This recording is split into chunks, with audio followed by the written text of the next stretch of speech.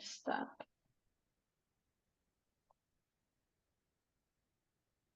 Hello friends,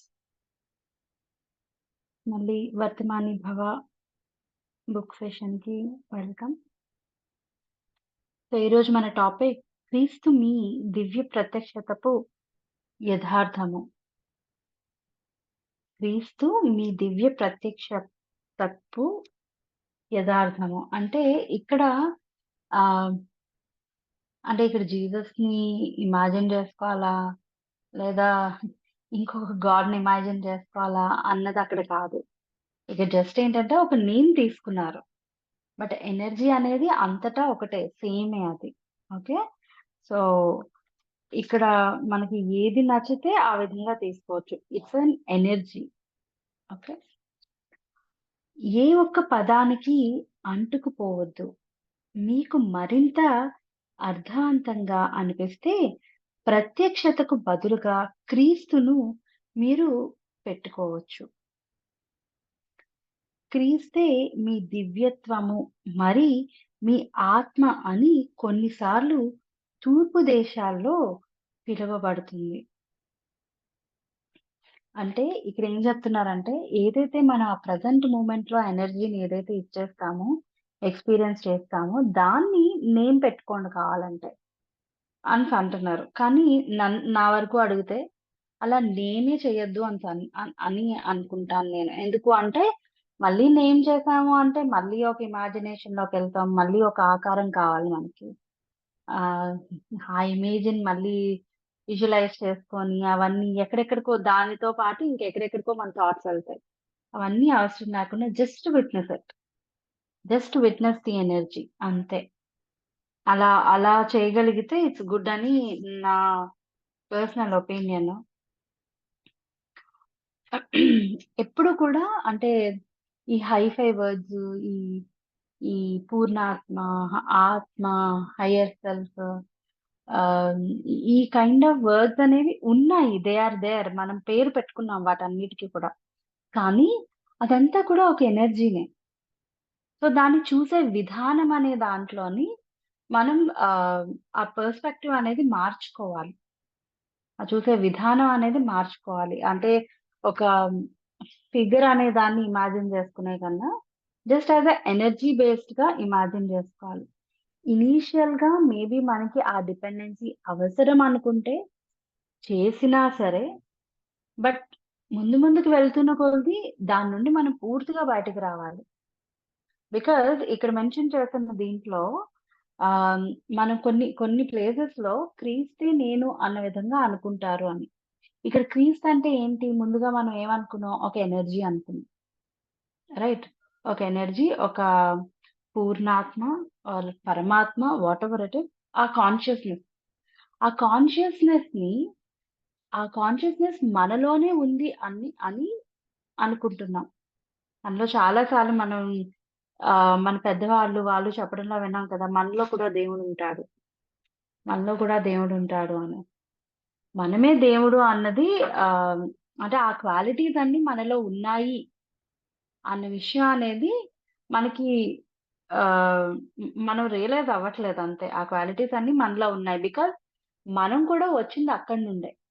మనల్ని తయారు చేసింది కూడా అంటే ఈ పర్టిక్యులర్ పర్సన్ ఈ విధంగా ఐడెంటిటీతో ఉండాలి అన్న విధంగా అనుకున్నది కూడా మనం బ్రహ్మ మనల్ని తయారు చేశారు అంత అనుకుంటాం గదా! సో, అది తయారు చేసింది కూడా ఆ గాడ్ ఎనర్జీ పెట్టే తయారు చేశారు. సో, దాంట్లో ఎంత ఎనర్జీ అనేది దాంట్లో వెళ్ళుంటది. Each and every preparation of thought particular body కావచ్చు, థాట్ పర్టిక్యులర్ థాట్ ప్రాసెస్ కావచ్చు, ఎంత ఎనర్జీ ఉండుంటది. సో, ఆ పర్టిక్యులర్ ఎనర్జీ అనేది మన లోపలే ఉంది. సో, దాన్ని మనం ఆ క్వాలిటీస్ అనే దాటికి మనం ఇన్వోక్ చేసుకోవాలి. మనం ఇక్కడికొచ్చిన తర్వాత మనం వాటితో అంటే వాటిని మనం రికగ్నైజ్ చేసుకోలేకపోతున్నాం అన్నమాట. త్రూ దిస్ విజ్డమ్ ఏంటంటే we are just recognising those things and moving forward. ఇంకా ముందుకెళ్ళి ఇంకా ఏం తెలుసుకోవచ్చు అన్న విషయాన్ని తెలుసుకునే విధంగా మన జర్నీ అనేది చేస్తున్నాం అన్నమాట.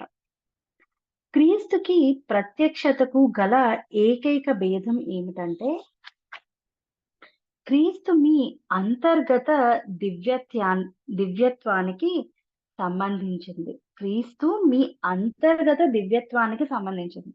అంటే మీ ఇన్నర్ అన్న దాంట్లో దానికి సంబంధించినది. అక్కడున్న ఆ డివైన్ ఎనర్జీ అనే దాన్ని బేస్ చేసుకొని ఉన్నది అని. మీరు దాన్ని ఎరిగి ఉన్నా, లేకున్నా ఇక ప్రత్యక్షత అంటే మీ మీ మేల్కొన్న దివ్యత్వము లేక దైవత్వము.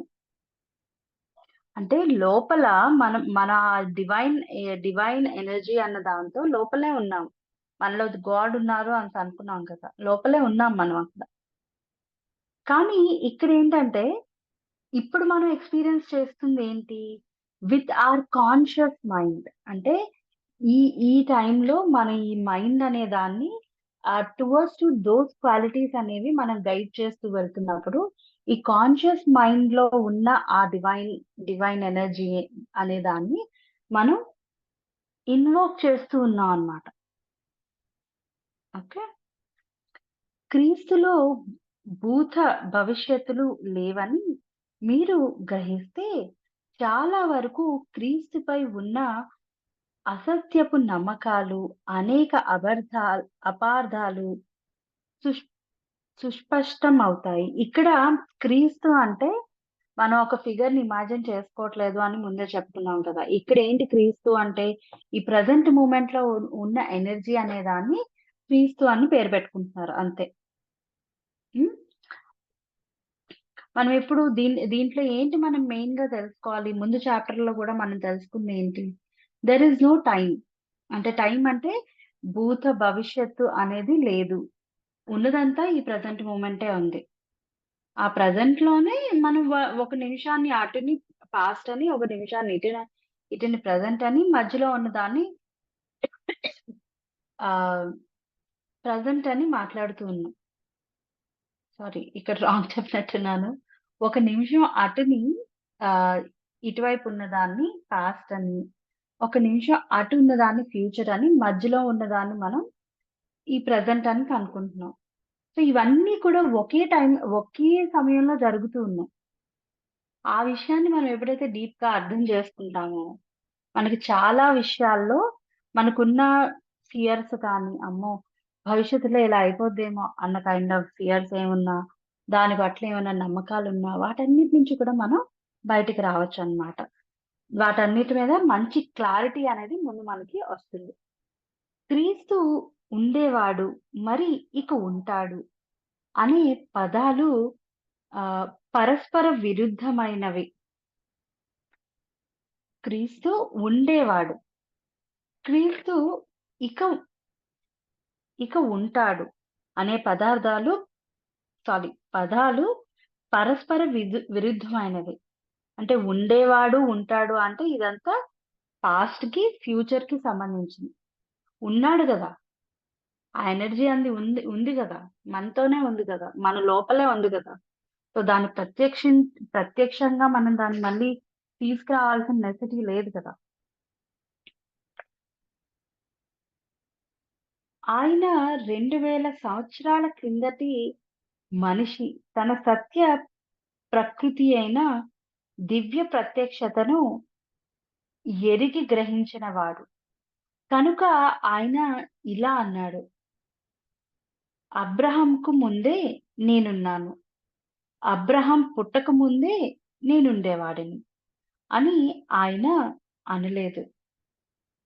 అలా అని ఉంటే ఆయన ఇంకా ఇంకా కాల పరిమాణంలో ఉన్నట్లు. రూపాలతో పోల్చుకున్నట్లుగా అర్థం వచ్చేది.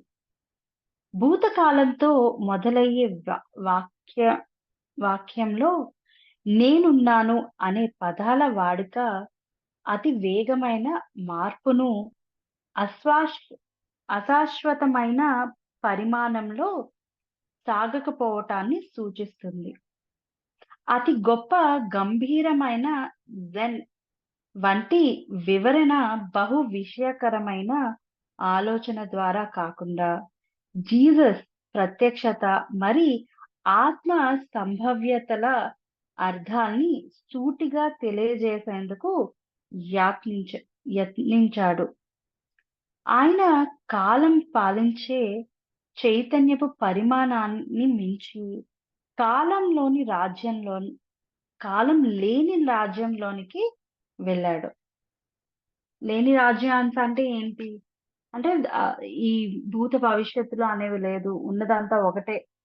ఈ ఈ ఈ సమయం అనేదే ఉంది. ఈ ఈ ప్రత్యక్షత అనేదే ఉంది అన్న విధంగా వెళ్ళాడు. మొన్న ఆహ్, ఎవరో ఒక ఎన్‌లైటన్‌మెంట్ పర్సన్‌తో మాట్లాడుతున్నప్పుడు ఆయన ఎన్‌లైటన్ అయ్యారంట అని చెప్పి అదేదో కొంతమంది త్రూగా తెలిసినప్పుడు ఎవరో ఒక పర్సన్ వెళ్లి ఆయనకి ఇంటర్వ్యూ చేస్తున్నారనమాట. ఏమని? ఆహ్, హ్మ్, అసలు ఎన్‌లైటన్‌మెంట్ అంటే ఏంటి? అవన్నీ అడుగుతూ ఉన్నారు. ఆయన ఏవో కొన్ని ఆన్సర్ చేశారు. సో, ఇప్పుడు మీకు ఎన్‌లైటన్‌మెంట్ వచ్చింది కదా! ఆహ్, మీరేం చేస్తారు? అని అడిగారనమాట ఆయన్ని. అడిగిన వెంటనే ఆయన ఏం చెప్పారంట, మార్నింగ్ లేస్తాను, ధ్యానం చేస్తాను, నీళ్లు పట్టుకుంటాను, వచ్చిన తర్వాత నేను ఇక్కడున్న క్లోత్స్ అన్నిటిని వాష్ చేసుకుంటాను అని చెప్పారట. నేనేదైతే విప్పిన బట్టలున్నాయో వాటిని వాష్ చేసుకుంటాను అని. ఓకే. ఎన్‌లైటన్ ముందేం చేశారు అనేసంటే, మళ్ళీ ధ్యానం చేసుకుంటాను, మార్నింగ్ లేస్తాను, అక్కడికి వెళ్లి వాటర్ పట్టుకుంటాను. మళ్ళీ ఇక్కడికొచ్చి సేమ్ అదే బట్టల్ని వాష్ చేసుకునేవాడిని అని. అదేంటి మీరు ఎన్‌లైటన్‌మెంట్ అయ్యారు కదా! మీరు ఇంకా ఏమైనా డిఫరెంట్‌గా చేయాలి కదా! ఇలా ఎందుకు చేస్తున్నారు అని అడిగితే, నేను చేసే దాంట్లో ఏదైతే వర్క్ ఉందో, అప్పుడు, ఇప్పుడు నేను ఒకటే చేస్తున్నాను. కానీ నేను దాన్ని గమనించే విధానంలో చాలా మార్పుంది అని చెప్పారాయన. ఏమని చెప్పారంటే, ముందు కూడా నేను ఈ పనులే చేసేవాడిని. ఇదే ఆర్డర్‌లో చేసేవాడిని. కానీ మెకానికల్‌గా చేసేవాడిని. మెకానికల్‌గా అంటే లేచి అదేదో ధ్యానం చేయటం, అదేదో వాటర్ తెచ్చుకోవడం, దాని తర్వాత ఇది ఏమంటారు ఇక్కడికొచ్చి బట్టలు ఉతుక్కోవడం అదే చేసేవాడిని మెకానికల్‌గా. ఇప్పుడేం జేస్తున్నాను అంటే, ఆ చేసిన ప్రతి పనిని గమనిస్తున్నాను. దాంతో నా నా జీవితాన్ని అంటే, అంటే దాంతో లివ్ చేస్తున్నాను. చేసే ప్రతి పనిలో కూడా నేను ఎక్స్‌పీరియన్స్ చేస్తున్నాను. దాన్ని చాలా డీప్‌గా లివ్ చేస్తున్నాను. అంటే అది నేను పట్టుకున్న క్లాత్ ఎలా ఉంది? నేను వాష్ చేస్తున్నప్పుడు ఎటువంటి నురుగొస్తుంది? ఆ వాటర్ తీసుకొస్తున్నప్పుడు ఎటువంటి శబ్దం వస్తుంది? పట్టినప్పుడు ఎటువంటి శబ్దం వస్తుంది? ఆ బకెట్‌ని లిఫ్ట్ చేసినప్పుడు ఎటువంటి శబ్దం వస్తుంది? నేనెలా ఫీల్ అవుతున్నాను వాటిని చేస్తున్నప్పుడు? అవన్నిటిని కూడా నేను అబ్జర్వ్ చేస్తున్నాను. అంటే ఈ ప్రత్యక్షత అన్న దీంట్లో ఉంటున్నాను. మెకానికల్‌గా ఉండడం లేదు. ఇక్కడే ఉంటున్నాను అన్నది. సో, ఎప్పుడైతే మనం అంత డీపర్‌గా అంటే ఆహ్, నిన్ అంటే ప్రీవియస్‌గా మాట్లాడుకున్న టాపిక్‌లో కూడా దేర్ ఈస్ వన్ సెంటెన్స్ ఏంటి అంటే, మనం దేన్నైతే రెగ్యులర్‌గా ప్రాక్టీస్‌లో పెడతామో, ఇనీషియల్‌గా మనకది కష్టం అవ్వచ్చు. కానీ ఎప్పుడైతే రెగ్యులర్‌గా దాన్ని మనం ఒక 40 డేస్ ఎంతో సిన్సియర్‌గా దాన్ని చేయగలుగుతామో, యూ బికమ్ థట్. దాంట్లో మనం లివ్ చేస్తూ ఉంటాం అన్నమాట ఇంకా. దాంతో పాటు. సో, దానివల్లేంటంటే, ఇప్పుడు మనకలవాటుకి లేదు కాబట్టి, ఈ ప్రెజెంట్ మూమెంట్‌లో ఉండడం అనే దాన్ని మనం కొద్దిగా అబ్బా!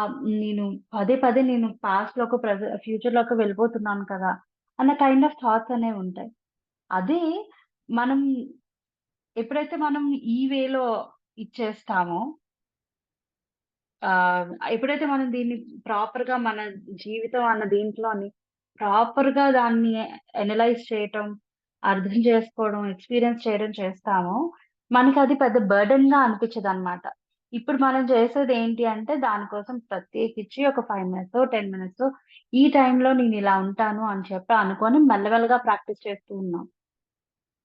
లేదా మనకు కొన్ని సార్లు గుర్తొచ్చినప్పుడు ఓకే. ఇది కదా! అని చెప్పి ప్రాక్టీస్ చేస్తూ ఉన్నాం. బట్ ఎప్పుడైతే మనం అది అయి దీంట్లో అంత డీప్‌గా వెళ్తామో, వి బికమ్ థట్ కాబట్టి మనకదసలు అంత ప్రాబ్లమ్ కూడా అనిపిచ్చదనమాట. సో, ఇక్కడంతా చెప్పేది కూడా అదే ఉంది. సో, ఎప్పుడు కూడా ప్రెజెంటే ఉంది. ఎప్పుడు కూడా ఫ్యూచర్‌లో ఉంటాను, పాస్ట్‌లో ఉన్నాడు అలాంటివేమీ లేదు. ఎప్పుడు కూడా ఆ ప్రెజెంట్ ప్రత్యక్షత అనేదే ఉంది.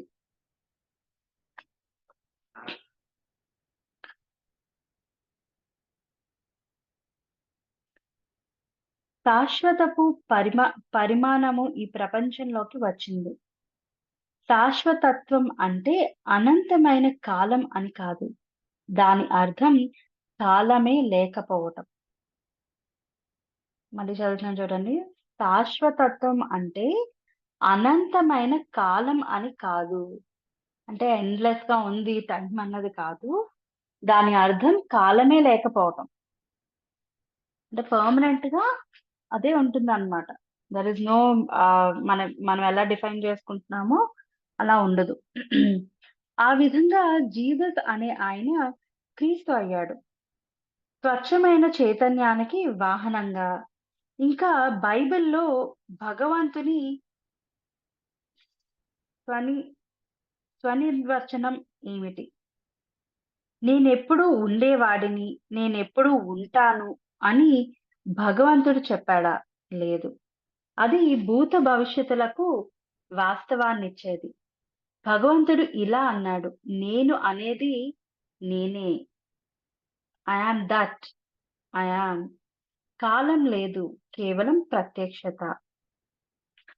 క్రీస్తు యొక్క రెండవ రాక అనేది మానవ చైతన్యపు మార్పు. కాలం నుండి ప్రత్యక్షతకు మార్పు. ఆలోచనల నుండి స్వచ్ఛమైన చైతన్యానికి. అంతేకాని ఏ పురుషుడి, మరి స్త్రీ యొక్క రాక కోసం కాదు. క్రీస్తే కనుక రేపు బాహ్యమైన రూపంలో వస్తే అతను కానీ, ఆమె కానీ మీతో ఇలా కాకుండా ఇంకేమి చెప్తారు? నేను సత్యాన్ని, నేను దివ్య ప్రత్యక్షతను, నేను శాశ్వతమైన జీవాన్ని, నేను మీలో ఉన్నాను, నేనిక్కడ ఉన్నాను, నేను ఈ క్షణాన్ని. ఎవ్రీథింగ్ చెప్తున్నారు. మన భావనా శక్తి బుక్‌లోని ఒక లెటర్ చదువుకుంటాం. దేవుడికి ఈ గాడ్ ఏమో మనకి ఒక హ్యూమన్‌కి లెటర్ రాస్తే ఏం రాస్తారు? మార్నింగ్ నుంచి నైట్ వరకు మనం చేసే ప్రతి పని దగ్గర కూడా నన్ను తలంచుకుంటావని, అలానే నీతో పాటు నేనున్నాను అనే విషయం నువ్వు తెలుసుకోవట్లేదు అన్న విషయాన్ని అలా ఒక లెటర్ ఉంది. అంటే మనం మార్నింగ్ లేచిన దగ్గర నుండి కూడా నన్ను తలంచుకుంటా అనుకున్నాను. బ్రేక్‌ఫాస్ట్ చేసినప్పుడు నన్ను తలంచుకుంటా అనుకున్నాను.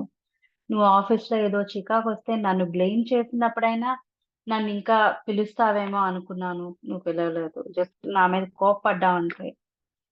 సో, ఇవన్నీ గూడా మన డే అంతటిని కూడా కవర్ చేస్తూ ఒక లెటరుంది. రైట్? సో, ఆ లెటర్‌లో ఏం అర్థమవుతుంది మనకి? ప్రతి క్షణం కూడా ఆ పర్టిక్యులర్ ఐ యామ్ థట్ అనే ఎనర్జీ మనతో పాటే ఉంటుంది. బట్ మనం దాన్ని రికగ్నైజ్ చేసుకోవాలి. రికగ్నైజ్ చేయాలి అంటే దాన్ని ఇంప్లిమెంటేషన్‌లో పెట్టాలన్నమాట. క్రీస్తుని ఎప్పుడూ వ్యక్తీకరించుకోవద్దు. క్రీస్తుని రూపంలో పోల్చుకోవద్దు. అవతారాలు, దివ్య మతాలు, జ్ఞానం పొందిన గురువులు బహు తక్కువ యథార్థమైన వారు. విశేషమైన వ్యక్తులు కారు. ఎత్తి పట్టుకొని, సమర్థించి, పోషించటానికి అబద్ధపు నేను లేన లేనివారు. చాలా సమస్యలు సాధారణమైన వారిని మీరు చాలా హీనంగా చూస్తారు. లేక వారిని చూడనే చూడరు. మీరు ఒక జ్ఞానం పొందిన గురువు. మీరు ఒక జ్ఞానం పొందిన గురువు దగ్గరకు ఆకర్షింపబడితే, దానికి కారణం ఇంకొకరి ప్రత్యక్షతను గుర్తించడానికి సరిపడా ప్రత్యక్షత మీలో ఉండి ఉండటమే.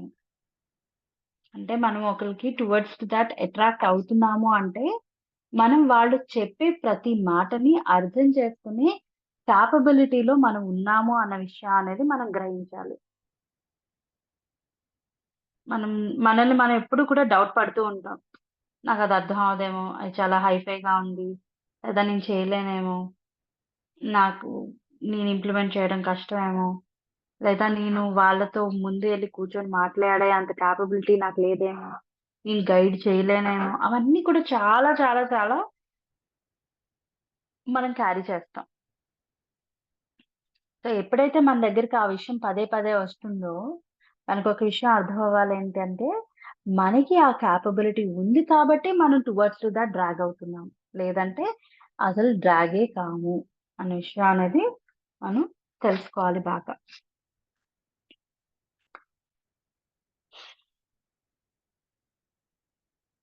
జీసస్‌ని గాని, బుద్ధుడిని కానీ గుర్తించని వారు చాలా మంది ఉన్నారు. అలాగే అసత్యమైన గురువులకు ఆకర్షింపబడిన వారెందరో ఉన్నారు.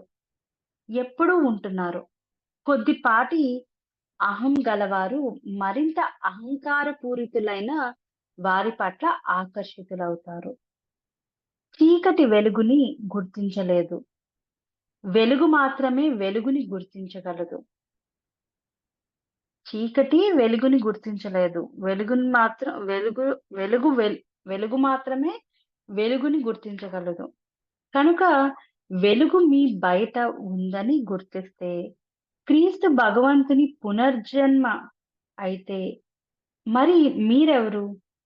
ఏ రకమైన ప్రత్యేకతైన రూపంలో గుర్తింపు రూపంలో పోలికే అహం అంటే. మరి ఎలాంటి మారువేషం వేసుకున్నా సరే, మాస్టర్ యొక్క ప్రత్యక్షతను నామరూపాలు లేని మీలోని మీ సొంత గుర్తింపుని ప్రతిబింబించేలా, మరింత అద్భుతంగా మీరు ప్రస్తుతమయ్యేలా ఉపయోగించుకోండి. వెంటనే ప్రత్యక్షతలో నాది లేదా నీది అనేదే లేదని గ్రహిస్తారు. ప్రత్యక్షత అనేది ఒక్కటే. మీ ప్రత్యక్షత కాంతిని మరింత ప్రకాశింపచేసేందుకు సామూహిక చర్య కూడా సహాయపడుతుంది.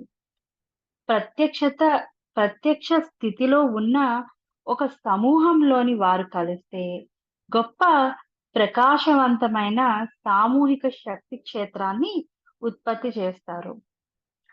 అది సముద్రంలోని ప్రతి ఒక్కరి ప్రత్యక్ష స్థితి పరిణామాన్ని పెంచడమే కాకుండా, ప్రస్తుత స్థితి అయిన మనస్సు ఆధిక్యత నుండి సామూహిక మానవ చైతన్యానికి మరల్చి విముక్తి కలిగిం విముక్తి కలిగించేందుకు సహాయపడుతుంది. ఇది ప్రత్యక్ష స్థితి మరింత ఎక్కువగా ప్రతి ఒక్కరికి సన్నిహితులయ్యేలా చేస్తుంది. అయినా సమూహంలో కనీసం ఒక్కరైనా అందులో పూర్తిగా నిమగ్నులై ఉండి, ఆ స్థితి యొక్క శక్తి పౌనపున్యాన్ని పట్టుకుంటే తప్ప, అహంకారపు మనస్సు అతి సులువుగా తనను తాను నొక్కి చెప్పకుండానే ఆ సమూహం ఆ సమూహం యొక్క ప్రత్యక్ సారీ ప్రయత్నాలను ధ్వంసం చేయగలదు. సామూహిక చర్య అమూల్యమైనదే అమూల్యమైనదైనా అది సరిపోదు. మీరు దానిపై ఆధారపడకూడదు. గురువు లేదా మాస్టర్ మీద ఆధారపడకూడదు. కేవలం పరిణామ సమయంలో మీరు ప్రత్యక్ష యొక్క అర్థాన్ని, సాధనను నేర్చుకునేటప్పుడు తప్ప. ఓకే. సో, మనం దీనికోసం డీప్‌గా తెలుసుకున్నాం కదా! ప్రత్యక్షత కోసం. సో, ఈరోజు టాపిక్ ఇది. మళ్ళీ మనం నెక్స్ట్ ఇంకొక టాపిక్‌తో కలుసుకుందాం. Thank you so much.